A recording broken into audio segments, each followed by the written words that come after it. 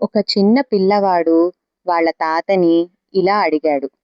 తాతా, ఈ మామిడి చెట్టు ఎప్పుడు బాగా అందంగా ఉంటుంది అని. తాత నవ్వుతూ ఇలా చెప్పాడు. మామిడి చెట్టు మొక్కగా ఉన్నప్పుడు ఆశనిస్తుంది. అదే మామిడి చెట్టు పెద్దయ్యాక నీడనిస్తుంది. పండ్లు కాశాక అందంగా కనిపిస్తుంది అని. మనిషి జీవితమూ అంతే. పెరిగే కొద్దీ మామిడి చెట్టు విలువ ఎలా పెరిగిందో మనిషి యొక్క వయసు పెరిగే కొద్దీ విలువ పెరుగుతుందే తప్ప తగ్గదు. హాయ్, హలో, నమస్తే.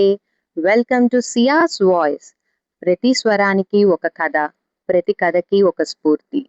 మనలో చాలామంది వయసు పెరిగే కొద్దీ కొన్ని రిస్ట్రిక్షన్స్ని పెట్టుకుంటారు. మాకు వయసు అయిపోయింది, బాధ్యతలు ఉన్నాయి, మేమిక ఏమీ చేయలేము అని. నిజానికి వయసును నిర్ణయించేది ఇవి కాదు, జీవితం పట్ల మనకున్న ఆశ, ఆలోచనలు. ఈ మాటలకు ఉదాహరణగా నిలుస్తున్న ఒక మహిళా బృందాన్ని ఈరోజు మీకు పరిచయం చేయబోతున్నాను. వీరిలో చాలామంది 50 ఏళ్ళు, 60 ఏళ్ళు, అంతెందుకు 70 ఏళ్ళు పైబడిన వాళ్ళు కూడా ఉన్నారు. కానీ ఏ మాత్రము ఉత్సాహం తగ్గకుండా కలిసి ఆడుతారు, కలిసి నవ్వుతారు, కలిసి పాడుతారు. అంతెందుకు సమాజానికి వారికి తగిన సహాయము, సేవ చేస్తూ ఉంటారు. ఇది కేవలం ఒక మహిళా మండలి కథ కాదు, ఒక స్నేహం గురించిన కథ, ఒక సేవ గురించి, జీవితంలో వయసు పైబడిన ఉత్సాహంగా ముందుకు కొనసాగే ఒక మహిళా బృందం వారి కథ. 14 సంవత్సరాలు దిగ్విజయంగా పూర్తి చేసుకున్న మన శ్రీ వైష్ణవి జనప్రియ మహిళా మండలి వారి కథ. ఈ కథలో ఎన్నో సవాళ్లుంటాయి, ఎన్నో మలుపులు, ఎన్నో విజయాలు, ఎన్నో ఉత్సవాలు ఉన్నాయి. మరి అవన్నీ ఏంటో, వారి జర్నీ గురించి వారిని అడిగి తెలుసుకుందామా? సో ఇవన్నీ చూడాలి అనంటే stay tune to Ciaz voice.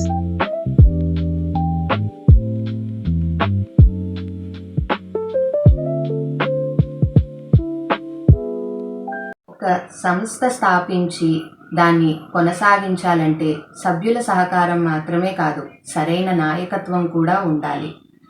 అలాంటి నాయకత్వాన్ని 14 సంవత్సరాలు కొనసాగిస్తూ వారి అందరి మన్ననలు పొంది శ్రీ వైష్ణవి జనప్రియ మహిళా మండలి ప్రెసిడెంట్ అయిన శ్రీమతి జ్యోతి సాయి గారిని కలుద్దామా?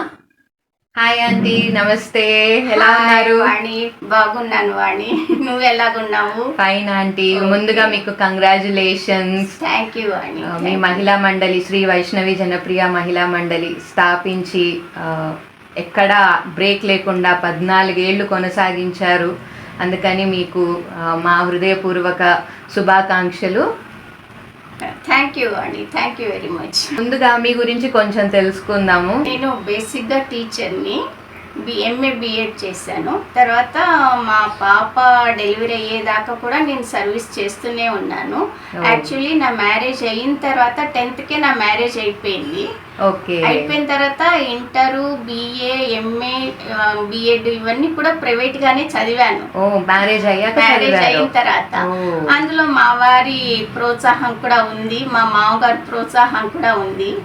దానివల్ల నేను చదవగలిగాను, ఎడ్యుకేషన్ కంప్లీట్ చేయగలిగాను. తర్వాత నేను స్కూల్లో జాయిన్ అయ్యి టీచర్గా చేశాను. ఓకే. 1908 దాకా నేను చేస్తూనే ఉన్నాను. 2008 దాకా నేను సర్వీస్ చేస్తూనే ఉన్నారు. మా వారు రిటైర్ అయ్యేదాకా కూడా నేను సర్వీస్ లోనే ఉన్నాను. స్కూల్లో టీచర్గా, హై స్కూల్ కోఆర్డినేటర్గా, మీడియం స్కూల్ ప్రిన్సిపల్గా కూడా చేశాను. చేసిన తర్వాత మా పాప డెలివరీకి వచ్చిన తర్వాత ఇంకా డిస్కంటిన్యూ చేయాల్సి వచ్చింది. ఓకే. సో అప్పుడు అంకుల్ రిటైర్ అయ్యాక ఇక్కడికి వచ్చారు. మా వారు సిసిఐలో పనిచేసేవాళ్ళు, cement corporation of India limited, అది సిమెంట్ ఫ్యాక్టరీలో. ఆయన జిఎంగా చేసి జిఎంగా రిటైర్ అయ్యారు. 2010లో రిటైర్ అయ్యారు. రిటైర్ అయిన తర్వాత మేము హైదరాబాద్ వచ్చి సెటిల్ అయ్యాము. ఓకే. సో ఈ మహిళా మండలి స్టార్ట్ చేయాలి అని ఎందుకు అనిపించింది? ఎందుకంటే సిసిఐలో పనిచేసేవారు, చెప్పాను కదా. మా సిసిఐ యూనిట్లో ప్రతి యూనిట్కి కూడా కాలనీ ఉండేది ఎంప్లాయీస్ కోసము.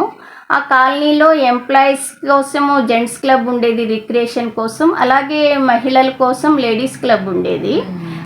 నేను సర్వీస్ చేస్తున్నా కూడా వారం శనివారం నా స్కూల్ ఆఫ్ ఉండేది. అందుకని నేను అటెండ్ అవ్వగలిగేదాన్ని, క్లబ్కి అటెండ్ అయ్యేదాన్ని. ప్రతి శనివారం ఉండేది. అట్లా నేను లేడీస్ క్లబ్లో కూడా చాలా యాక్టివ్గా ఉండేదాన్ని. చేశాను, మరి కల్చరల్ సెక్రటరీగా చేశాను, కమిటీ మెంబర్గా చేశాను, గేమ్ సెక్రటరీగా చేశాను. చివరికి అంకుల్ జిఎం అయ్యారు కదా, జిఎం మిస్సెస్ అక్కడ కాలనీ లేడీస్ క్లబ్కి ప్రెసిడెంట్. అలా నేను ప్రెసిడెంట్గా కూడా లేడీస్ క్లబ్ని ఎఫిషియెంట్గా హ్యాండిల్ చేసేదాన్ని. అది లేడీస్ క్లబ్ అన్నది మహిళల వినోదానికే కాకుండా recreational activities, social activities, cultural యాక్టివిటీస్కి ఇవన్నిటికీ ఒక మంచి వేదిక అన్నమాట. అదే మహిళల్లో ఉన్న ప్రతి మహిళల్లోనూ ఏదో ఒక టాలెంట్, ప్రతిభా, స్కిల్స్ ఉంటాయి. అవన్నీ ఎక్స్ప్లోర్ అవ్వాలంటే ఒక వేదిక, ప్లాట్ఫామ్ ఉండాలి. అలా అని మేము ఇక్కడికి వచ్చిన తర్వాత నాకు ఈ లోటు కనిపించింది ఇక్కడ. అట్లాగే ఇక్కడ కూడా ఉంటే బాగుంటుంది, మహిళల వినోదం కోసం, వాళ్ళ మనోవికాసం కోసం ఒక వేదిక ఉండాలన్న ఆలోచనతో ఇది స్థాపించడం జరిగింది. ఓకే, మీరు అన్నట్టుగా ఒక మహిళా మండలి స్థాపించడానికి నలుగురు అవసరం అవుతారు. సో మరి ఇన్నేళ్లుగా మీరు ఈ మహిళా మండలిని ఎలాంటి ఇది లేకుండా కొనసాగిస్తున్నారు అని అంటే నిజంగా చాలా గ్రేట్. సో దానికి తగిన జాగ్రత్తలు మీరు ఏం తీసుకుంటారు? అంటే మీ టీమ్ బిల్డింగ్ ఎలా ఉంటుంది, మీ మెంబర్స్ ఎలా మీకు సహకరిస్తారు? వీళ్ళు సక్సెస్ఫుల్గా రన్ అవుతుంది అంటే మెయిన్ ఇది వచ్చేసి యూనిటీ అన్నమాట. స్ట్రెంగ్త్ లైస్ ఇన్ యూనిటీ అంటారు.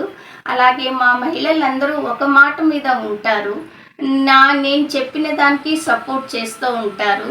అలాగే మెంబర్స్ ఒక కోఆపరేషన్ కూడా నాకు బాగా ఉంది. మెంబర్స్ కూడా మా వాళ్ళు ఆల్మోస్ట్ అందరూ సర్వీస్ చేసిన వాళ్ళు, ఏదో ఒక జాబ్లో చేసి రిటైర్ అయి వచ్చిన వాళ్ళు అనమాట. అందరూ వాళ్ళు పెద్దవాళ్ళే జాయిన్ అయ్యారు. అందుకని వాళ్ళ థింకింగ్ కూడా బ్రాడ్గానే ఉంటుంది. నారో థింకింగ్ లేకుండా బ్రాడ్ థింకింగ్ ఆలోచించి నాకు సపోర్ట్ చేస్తూ ఉంటారు. అన్ని యాక్టివిటీస్లోనూ సహాయ సహకారాలు అందిస్తూ ఉంటారు. 1 flower మేక్స్ నో గార్లెండ్ అంటారు కదా. ఒక పువ్వు ఎంత అందంగా ఉన్నా కూడా దాన్ని ఒక మాలగా మనం మలచలేము. అలా ఒక అందమైన మాల కావాలంటే ఎన్నో పూలు కావాలి, అందమైన పూలు కావాలి. మా మెంబర్స్ అందరూ అందమైన పూలు, వాళ్ళు పొటెన్షియల్ మెంబర్స్. మా మెంబర్స్ వాళ్ళందరినీ కలిపే దారం అన్నది యూనిటీ అనే అనుకోవాలి. కాలనీ వాసుల నుంచి కూడా బాగానే రెస్పాన్స్ వస్తుంది. అందమైన ప్రయాణం అయినా ఎక్కడో ఒక చోట మనం ఏదో ఒక ఇబ్బందులను ఎదుర్కొంటూ ఉంటాము. మరి మీరు మహిళా మండలి స్థాపించారు, ఇంత సక్సెస్ఫుల్ గా ఇన్నేళ్లు ఎలాంటి బ్రేక్ లేకుండా కొనసాగిస్తున్నారు. మరి మీరు ఈ ప్రయాణంలో ఎలాంటి సమస్యలు ఎదుర్కొన్నారు? ఏమన్నా సమస్యలు వచ్చాయా?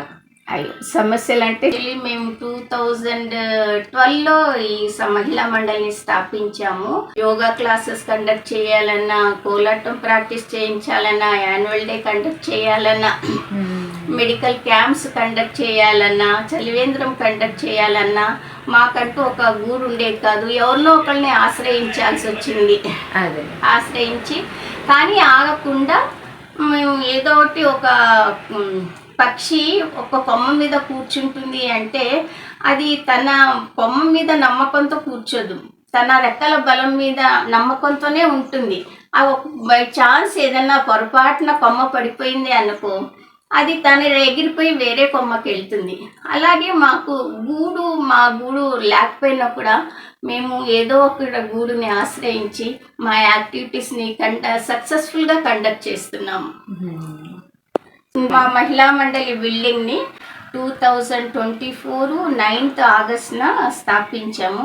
అది నిజంగా మా కలలు పండిన బిగ్ అచీవ్మెంట్ అనుకోవాలి.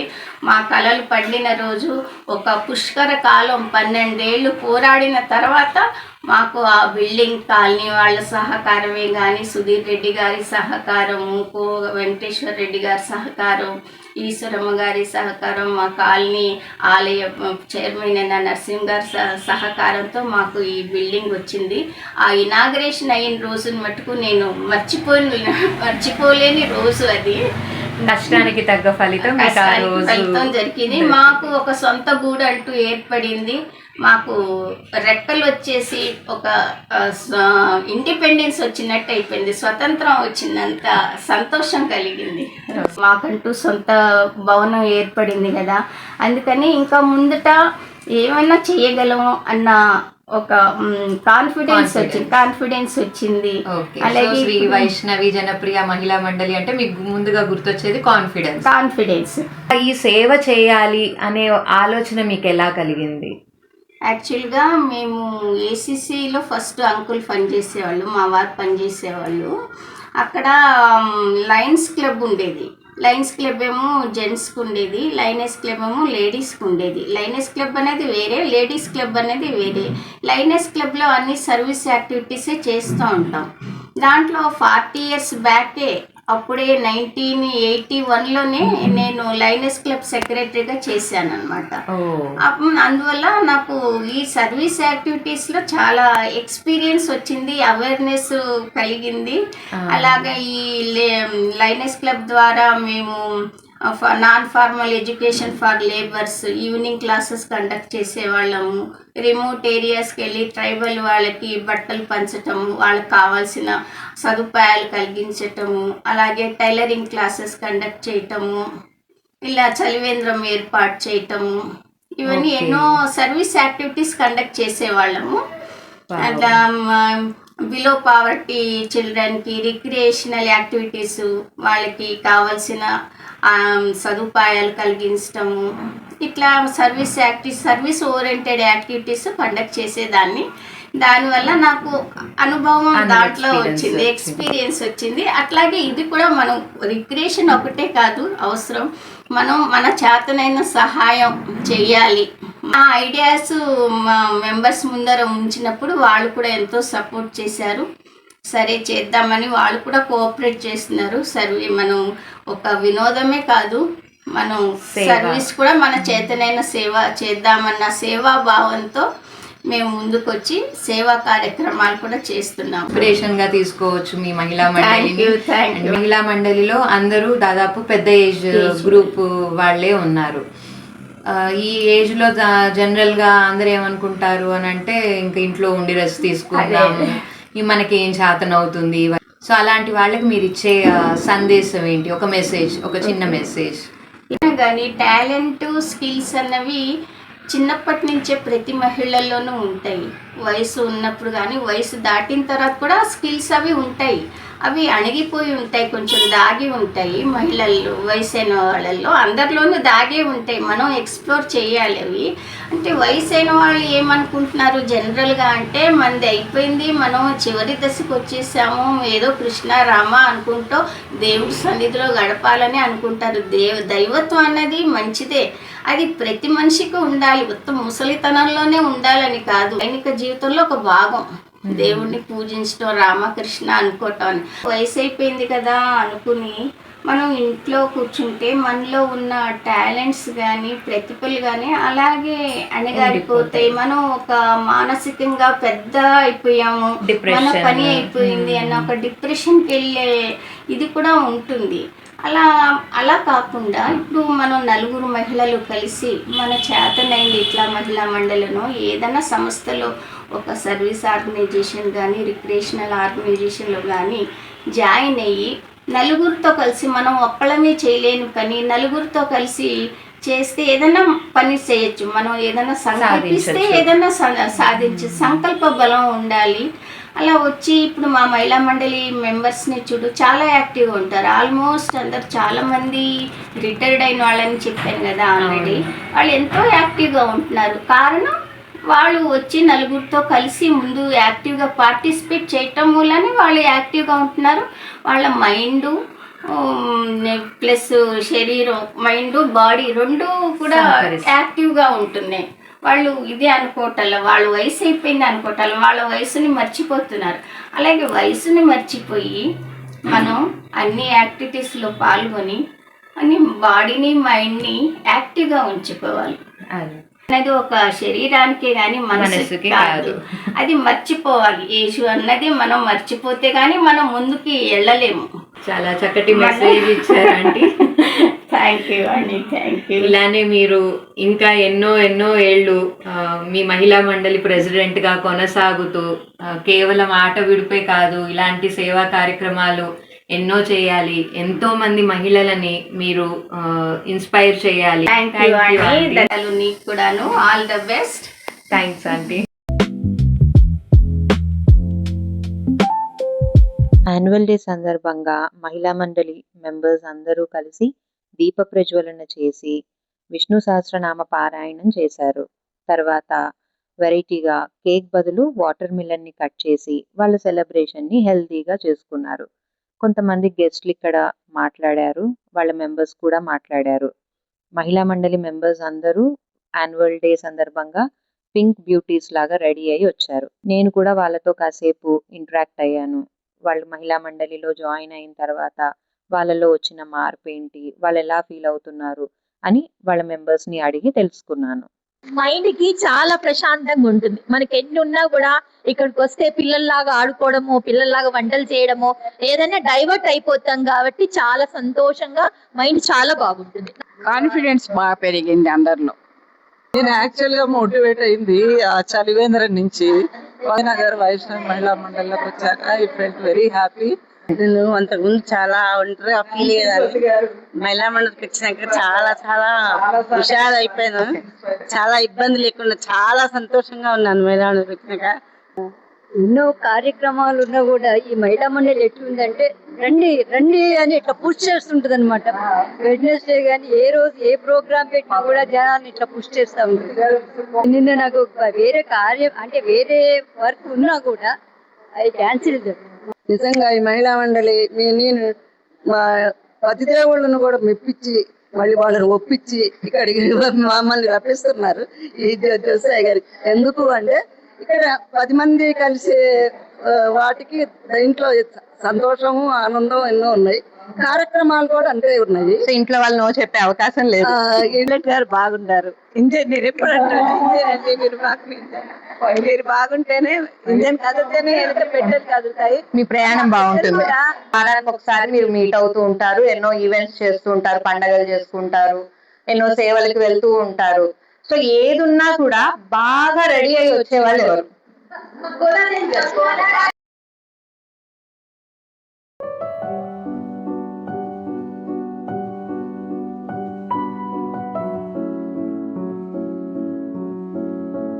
మిమ్మల్ని ఏది బాగా ఇక్కడ ఆకట్టుకుంది? ఇక్కడ జాయిన్ అవ్వాలి అని మీకు ఏది బాగా ఆకట్టుకుంది? అందరూ కలిసి కట్టుకుండి అందరిని చూసే వరకే నాకు కూడా అంత దూరం నుంచి ఎప్పుడైనా ఒకసారి అట్లా రావాలనిపిస్తుంది.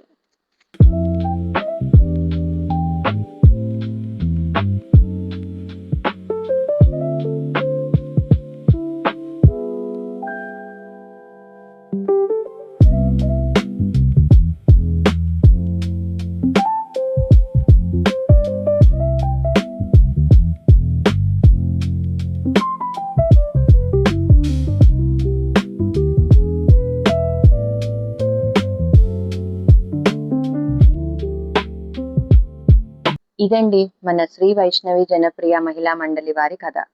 ఈ కథ చూసాక మీకు కూడా అనిపిస్తుంది కదా, ఏజ్ అనేది ఒక రిస్ట్రిక్షనే కాదు, జీవితంలో మనం సాధించాల్సింది, చేయాల్సింది ఏ ఏజ్లో అయినా చేయొచ్చు అని. మనలోని ప్రతిభను గుర్తించి మనల్ని ప్రోత్సహించిన వారిని ఎప్పుడూ మనం మర్చిపోకూడదు.